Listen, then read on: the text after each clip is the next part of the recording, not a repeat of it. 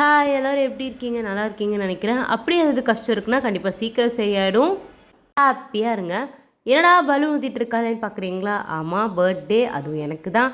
சரி, என் பையன் பலூன்லாம் ஊத சொல்லி கேட்டான்னு சொல்லிட்டு ஊதிட்டு இருக்கேன். குழந்தையில இந்த மாதிரி பலூன்லாம் ஊதி பர்த்டே செலிப்ரேஷன் பண்ணதான் எனக்கு ஞாபகமே இல்லை. ஆனால் இப்போ இந்த பலூன்லாம் ஊதி பர்த்டே செலிப்ரேஷன் பண்ணுறோம். இப்போ ட்ரெண்ட் இது தானே. என் பையன் வந்துட்டு பலூன்லாம் ஊதுனா தான் அவனுக்கு அந்த பர்த்டே செலிப்ரேஷனே நிறைவான மாதிரி இருக்கும். அதனால பலூன்லாம் ஊதி நல்லா ஒட்ட வச்சாச்சு. அன்னைக்கு எழுந்து ஃப்ரெஷ் ஆகிட்டு வேலை பார்த்துட்டு இருந்தேன். அப்போ வந்து இந்த பூம் பூம் மாடு கூட்டிகிட்டு வர மாதிரி சவுண்டு கேட்டுச்சு. ஸோ வெளியில் போய் பார்க்கலான்னு சொல்லி பார்த்தா அதுதான் கூட்டிகிட்டு வந்திருந்தாங்க. எப்போவுமே தீபாவளி பொங்கல் அப்போ தானே கூட்டிகிட்டு வருவாங்க. ஆனால் இன்றைக்கி வந்து கூட்டிகிட்டு வந்திருந்தாங்க. என்னன்னு தெரியல, ஒருவேளை நம்ம பர்த்டேக்கு ஸ்பெஷலாக கடவுளாக பார்த்து அமுச்சு வச்சுருக்காரோ அப்படின்னு நானே நினச்சிக்கிட்டேன். சரி, அவங்களுக்கு கொஞ்சம் பழமும் காசு கொடுத்தா நம்மளுக்கும் ஹாப்பி, அவங்களுக்கும் ஹாப்பி.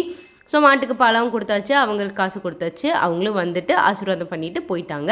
அதுக்கப்புறம் என் பையன் தான் நின்று பாய் பாயின்ட்டு இருந்தான். அவனுக்கு இதெல்லாம் வந்து ரொம்ப அதிசயம். எப்போவாது பார்க்கறதுனால அவனுக்கு ரொம்ப ஆர்வமாக பார்த்துட்டு இருந்தான். ஸோ அவங்களுக்கெல்லாம் பாய் சொல்லிவிட்டு நம்ம மார்னிங் சமைக்க முடியாது இல்லையா, ஏன்னா நம்மளோட பர்த்டே, நம்ம ஏன் சமைக்கணும் அப்படின்னு சொல்லிவிட்டு என்னோடய ஹஸ்பண்ட் வந்துட்டு காலைல சாப்பாட்டுக்கு இதெல்லாம் வாங்கி கொடுத்துருந்தாங்க. சாம்பார், வடை, பூரி, தோசை, இட்லி அப்படின்னு சொல்லிட்டு நம்மளுக்கு பிடிச்ச ஐட்டம்லாம் சாப்பிட்றது தான் பர்த்டே என்னை பொறுத்த வரைக்கும். ஸோ அதனால் எல்லாம் ஆர்டர் பண்ணி வந்துடுச்சு. தோசை மட்டும் வேணான்னு சொல்லிவிட்டேன். நானே ஊற்றிக்கிறேன் அப்படின்னு சொல்லி பெரிய மனசு பண்ணி அவங்க பூரிக்கு கொடுத்த மசாலா வச்சு ஒரு மசால் தோசையும் ஊற்றி சாப்பிட்டாச்சு. ஏன்னா இது எல்லாமே எனக்கு பிடிச்ச ஐட்டம். ஸோ சாப்பிட்டுட்டு அதுக்கப்புறம் என்னென்ன பண்ணுவோம் அப்படின்னா, எப்போவுமே பர்த்டேனா வெஜ்ஜு தான் சாப்பிடுவோம், நான்வெஜ் சாப்பிட மாட்டோம். ஏன்னா நம்மளோட பர்த்டே அன்றைக்கி ஒரு உயிரை கொண்டு சாப்பிட்றதா அப்படின்னு சொல்லி என்னோடய ஹஸ்பண்ட் சொல்லுவாங்க. ஸோ அதனால் நம்ம வந்து வெஜிடேரியன் சாப்பிட்றது தான் வழக்கம். அதனால் வெஜிடேரியன் காலையில் வந்து இந்த மாதிரி சாப்பிட்டாச்சு. சாப்பிட்டு முடிச்சுட்டு கோயிலுக்கு போகிற வேலை இருக்குது. ஸோ காலையில் எழுந்தோடனே இந்த மேக்ஸி தான் வந்து போட்டிருந்தேன். இந்த மேக்ஸி பார்த்திங்கன்னா மீஷோலேருந்து வாங்கினது. மீஷோவில் ஒரு மேக்ஸி பார்த்திங்கன்னா 250 அந்த ரேஞ்சில் தான் இருக்கும். இன்ஸ்டாகிராமில் நிறைய பேஜஸ் இருக்குது, ஆனால் நம்பி வாங்க முடியல. அதனால் மீஷோலே எப்பயுமே வாங்கிடுறது. ஏன்னா நம்மளுக்கு பிடிக்கலாம், ரிட்டன் பண்ணிக்கலாம், அதே மாதிரி கேஷ் ஆன் டெலிவரி போட்டு வாங்கிக்கலாம். ஸோ அதனால் மீஷோலேருந்து ஆர்டர் பண்ணி இந்த மேக்ஸிஸ் தான் வாங்கியது. ஆனால் ரொம்ப கம்ஃபர்டபுளாக இருக்குது, வெளியில் கூட போட்டுட்டு போகலாம், அந்த மாதிரி தான் இருக்குது. அதனால் இதுவே வாங்கிக்கிறது. அதுக்கப்புறமா நம்மளுக்கு தேவையான தோசையும் ஊற்றியாச்சு. ஊற்றிட்டு மார்னிங் பிரேக்ஃபாஸ்ட்டு நல்லா திவ்யமாக சாப்பிட்டு முடிச்சாச்சு. எல்லாத்தையும் ஆர்டர் பண்ணி சாப்பிட்றதுக்கு ஹோட்டலில் போய் உட்காந்து சாப்பிட்ருக்கலாமே அப்படின்னு நீங்கள் நினைக்கலாம். பட் காலையில் எந்திரிக்கும் போதே ரொம்ப பசிக்குமா, ஏன்னா நைட்டு வந்துட்டு இன்டர்மீடியன்ட் ஃபாஸ்டிங் பண்ணிகிட்ருக்கோம். ஸோ அதனால் காலையில் எழுந்தோடனே பயங்கர பசியாக இருக்கும். அது இல்லாமல் வீட்டில் இருக்க வேலைகளும் முடிக்கணும். நம்ம ஆர்டர் பண்ணி விட்டுட்டோம் அப்படின்னா நம்ம வீட்டில் இருக்க வேலையெல்லாம் முடிக்கிறதுக்குலாம் அவங்களே கொண்டு வந்து கொடுத்துருவாங்க. டிஃபன் நம்ம எங்கேருந்து வாங்கியிருந்தோம் அப்படின்னா, ஆனந்தாஸ்னு ஒரு ஹோட்டல் இருக்குது, நம்மளோட நர்சஸ் காம்ப்ளெக்ஸ் இருக்குல்ல காந்தி ரோட்டில், அங்கே இருக்க ஆனந்தாஸில் தான். அங்கே வந்து சாப்பாடெலாம் ஓரளவுக்கு நல்லா டேஸ்ட்டாகவும் இருக்கும், அதே மாதிரி அஃபோர்டபுளாகவும் இருக்கும். ஸோ அங்கேருந்து தான் இது எல்லாமே வாங்கியிருந்தோம். இட்லி எனக்கு ரொம்ப பிடிச்சிருந்தது, அதே மாதிரி சாம்பார் வடையும் பிடிச்சிருந்தது, சட்னிஸ் எல்லாமே ரொம்ப நல்லா இருந்தது. நல்லா சாப்பிட்டு முடிச்சுட்டு அதுக்கப்புறமா கோயிலுக்கு ரெடியாகி கிளம்பியாச்சு. நாம் வந்து எப்போவுமே முருகர் கோயிலுக்கு போவோம். அந்த முருகர் கோயிலுக்கு தான் போயிருந்தோம். முருகர் செம்ம அழகாக ரெடியாக இருந்தார். அவரையும் பார்த்து தரிசனம் பண்ணிவிட்டு ஆசீர்வாதம் வாங்கிட்டு வீட்டுக்கு வந்தாச்சு. வீட்டில் ஒரு குட்டி செலிப்ரேஷன். பர்த்டேஸ் எப்பயுமே நாங்கள் 3 பேர் தான் ஒட்டுக்கா சேர்ந்து வீட்டில் செலிப்ரேட் பண்ணுவோம். அதுக்கப்புறமா அம்மா அப்பா வீட்டுக்கெலாம் போவோம். எனக்கு கேக் கட் பண்ணுறதுல அவ்வளோவா இஷ்டம் இல்லை.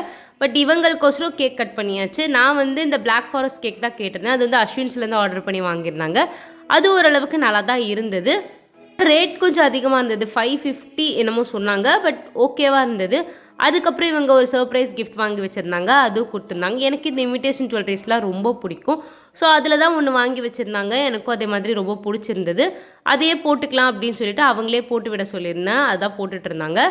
எப்போவுமே இந்த க்ரீன் கலர் எமரல்ட் கல் அந்த மாதிரி தான் பிடிக்கும். எனக்கு இந்த ஸ்டோன் ஒர்க்ஸ் வச்சது தான் ரொம்ப பிடிக்கும். பிளெயின் ஜுவல்லரிஸ் விட ஸ்டோன் ஒர்க்ஸ் வச்ச இமிட்டேஷன் ஜுவல்லரிஸ் பார்க்குறதுக்கே நல்லா அந்த கிளிட்டர் ஆகும்ல, அந்த மாதிரி ஐட்டம்லாம் எனக்கு ரொம்பவே பிடிக்கும். ஸோ அந்த மாதிரி தான் வாங்கிட்டு வந்திருந்தாங்க. இந்த ஜுவல்லரி பார்த்திங்கன்னா அதித்தி ஜுவல்லர்ஸ்னு ஒரு இன்ஸ்டாகிராம் பேஜ் கூட இருக்குது. இந்த கடை வந்து எக்ஸாக்டாக எங்கே இருக்குன்னா, ராமகிருஷ்ணா ரோடு இருக்கு இல்லையா, அங்கே வந்து 11 to 11 தாண்டினதுக்கு அப்புறமா லெஃப்ட்டில் வந்து போகும் ஒரு ரோடு. அங்கே வந்து இந்த ஜுவல்லரி ஷாப் இருக்குது. அங்கே வந்து நிறைய டைப்ஸ் ஆஃப் ஜுவல்லரி இருந்தது.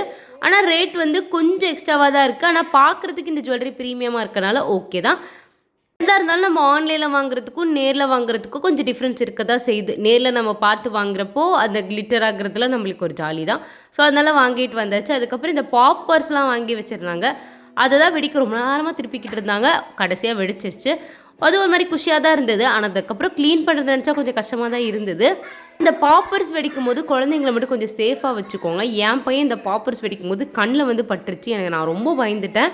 கண்ணில் பட்டதும் அவனுக்கு உறுத்த ஆரம்பிச்சிச்சு. அவன் தேய்க்கிறானா, அது வந்து ரொம்ப ஷார்ப்பாக இருக்கும், அதனால கொஞ்சம் பயந்துட்டேன். ஸோ நீங்கள் அடுத்த டைம் பாப்பர்ஸ் வெடிக்கும் போது குழந்தைங்க பக்கத்தில் இருந்தாங்கன்னா கண்ணை மூட சொல்லிவிட்டு ட்ரை பண்ணுங்கள். இது செலிப்ரேஷன்லாம் முடிச்சதுக்கப்புறமா நேராக அம்மா வீட்டுக்கு போயாச்சு. அம்மா வந்து நேற்றே கேட்டிருந்தாங்க, உனக்கு சாப்பிட என்ன வேணும்? நான் எப்போவுமே என்னோட பர்த்டே அன்னைக்கு மத்தியானம் அம்மா கையால் தான் சாப்பிடுவேன். ஸோ நேற்றே ஃபோன் பண்ணி கேட்டாங்க, என்ன வேணும் உனக்கு சாப்பிடுன்னு சொல்லிட்டு. நான் வந்து எனக்கு எண்ணெய் கத்திரிக்காய் குழம்பு வேணுமா அப்படின்னு சொன்னேன். ஸோ அம்மா வந்து எண்ணெய் கத்திரிக்காய் குழம்பு பண்ணியிருந்தாங்க. அப்புறம் எனக்கு பிடிக்குமேன்னு சொல்லி உளுந்து வடை சர்ப்ரைஸாக பண்ணியிருந்தாங்க. அப்புறம் மித்துக்காகவும் அவங்க அப்பாக்காகவும் காலிஃப்ளவர் சில்லி, கீரை பொரியல் பண்ணியிருந்தாங்க.